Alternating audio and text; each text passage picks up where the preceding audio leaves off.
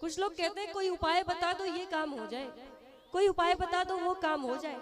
एक बात बताओ, अगर उपाय करने से सचमुच ऐसा हो जाता तो क्या पंडित जी यार धन्ना सेठ नहीं होते? कहते ज्योतिषी जी हमारा भाग्य बता दो, कोई उपाय बता दो कि हमारे लक्ष्मी बरसने लगे। अगर इतनी लक्ष्मी बरसती उस चीज से तो क्या ज्योतिषी वहां पर ज्योतिषी बन के बैठा रहता? नहीं, वो खुद ही वो उपाय कर लेता और सोचता कि दुनिया की सारी लक्ष्मी हमारे पास आ जाए। लेकिन ऐसा नहीं है, सारा खेल कर्म और भाग्य का है। इसलिए ये टोटके के चक्कर में, ढोंग के चक्कर में पड़ करके आपको कर्म से भटकना नहीं है। कुछ महानुभाव तो ऐसे होते हैं, बैठ जाएंगे टीवी पर और कहेंगे, वो नाम नहीं लेंगे, आप लोग तो समझदार हैं, बेलपत्र लो 3 पत्ते वाला, उसमें शहद लगाओ, शंकर जी पर चिपका दो, इससे क्या होगा? बोले बच्चा पूरे साल पढ़ाई ना किया हो तब भी पास हो जाएगा।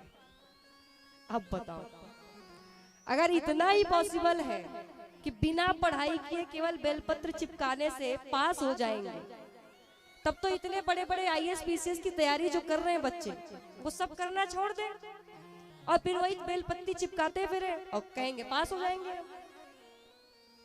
ढोंग के चक्कर में नहीं पड़ना, कर्म करना है। अब इसका मतलब ये भी नहीं कि पूजा पाठ करने से कुछ नहीं होता है, होता है, लेकिन तब होता है जब आप कर्मयोगी होते हो। कर्मण्येवाधिकारस्ते मा फलेषु कदाचन, कर्म करते रहिए, फल की इच्छा मत करिए। अब आप कहोगे कि ये तो भगवान की दादागिरी हो गई, भाई कर्म हम करें और फिर कहें कि हमें कोई इच्छा ही नहीं करनी। क्यों? हमारे कर्म के बारे में हम ही ना जानते?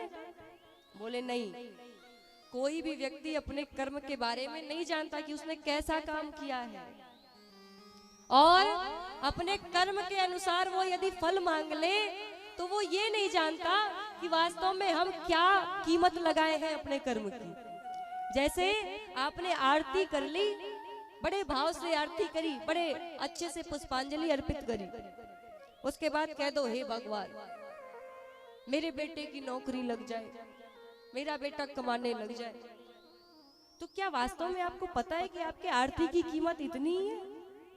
आपने जो इतने श्रद्धा से पूजा करी, क्या उसकी कीमत सिर्फ आपके बेटे की नौकरी है? नहीं, बल्कि वास्तविकता तो ये है कि हम सबको भगवान से मांगने ही नहीं आता। कैसे? बोले जैसे 3 सदस्य थे परिवार में, एक बेटा और पति पत्नी, यानी माता पिता और एक बेटा, 3 सदस्य थे परिवार में, बड़े गरीब थे, बड़े दुखी थे। एक बार, काल्पनिक कथा है, कोई सत्य घटना नहीं है, लेकिन काल्पनिक संत गाते रहते। एक बार पार्वती मैया ने कहा प्रभु ये लोग बड़े गरीब हैं, इन पे कृपा कर दो, कुछ तो थोड़ा इन्हें धन मिल जाएगा। शंकर जी ने कहा इनके भाग्य में सुख लिखा ही नहीं है धन का। तो मैया ने कहा नहीं नहीं, आप चाहो तो कुछ भी कर सकते हो। बोले अच्छा ठीक है, चलो देखता हूँ। शंकर जी प्रकट हुए, उसके बाद बोले मांगो तुम तीनों को क्या चाहिए। तो बुढ़िया ने पता क्या मांगा, कहती है प्रभु बुढ़ापा है, घुटने में दर्द है, चला नहीं जाता, आंखों से कम दिखता है, ना कुछ खा पाते हैं ना पचा पाते हैं, सही से जीवन बीत नहीं रहा है, इसलिए हम चाहते हैं कि हम 16 वर्ष की कन्या हो जाए, यानी सारे कष्ट अपने आप दूर हो जाए। और जब 16 वर्ष की कन्या हो गई, वो बुढ़े को आया गुस्सा, बोले बुढ़ापे में मेरा साथ छोड़ के जाती है, अब तक मेरे साथ रही, मेरे साथ विवाह किया, मेरे साथ बुढ़ी हुई, अब जब भगवान सामने दिख गए तो तू 16 वर्ष की कन्या हो गई। भगवान ने कहा तुम्हें क्या चाहिए। बोले ये जो कन्या बनी है ना, इसे आप बिल्ली बना दो। लो, सुंदर 16 वर्ष की कन्या बनी थी, लेकिन भगवान से बोला कि बिल्ली बना दो, तो भगवान ने पूरा कर दिया। और जब बेटे के पास गए तो बेटे ने क्या कहा, बोले प्रभु मेरी माँ जैसी थी वैसा ही बना दो। कहने का तात्पर्य, बोले तीनों के तीनों ने वरदान मांगा, लेकिन रहे वहीं के वहीं, बदलाव कुछ नहीं आया। और वरदान मांगना है तब, बोले जैसे एक बुढ़िया थी, बड़ी गरीब थी, अंधी भी थी, तो उसके ऊपर भगवान प्रश्न हो गए, बोले तुम्हें क्या चाहिए। तो बुढ़िया ने पता क्या कहा, बोले प्रभु मैं आपसे यही चाहती हूँ कि मैं अपने पोते को सोने के कटोरे में दूध और भात खिलाते हुए देखूं। तात्पर्य बोले पहली चीज, पोता तब होगा जब बहू आएगी, यानी विवाह अभी मांग लिया कि बच्चे का विवाह हो जाए, और जब विवाह हो गया तो ये भी कंफर्म हो गया कि इसे पोता भी मिलेगा, पोती नहीं पोता मिलेगा।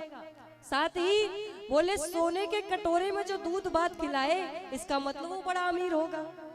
ये मांगने का तरीका है, यानी एक ही साथ एक ही बार में बहुत कुछ मांग लिया, और जब नहीं मांगना है तब बोले जहां थे वहीं के वहीं रहे, कुछ नहीं बदला।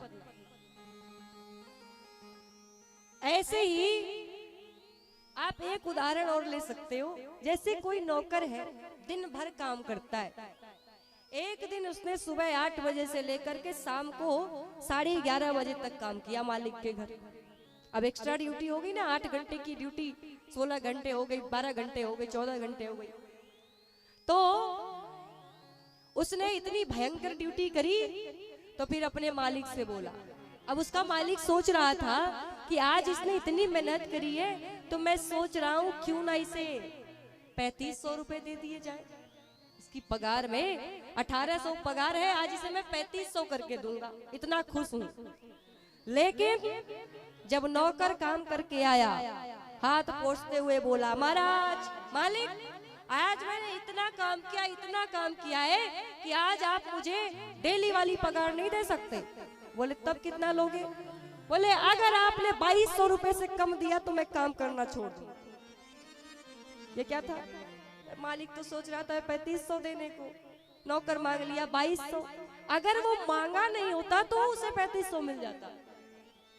इसी तरीके से आप नहीं जानते हो कि आपने जो कर्म किया है उसकी कीमत क्या है, भगवान जानते हैं। इसलिए मांगना नहीं चाहिए, मुझे ये दे दो, मुझे वो दे दो।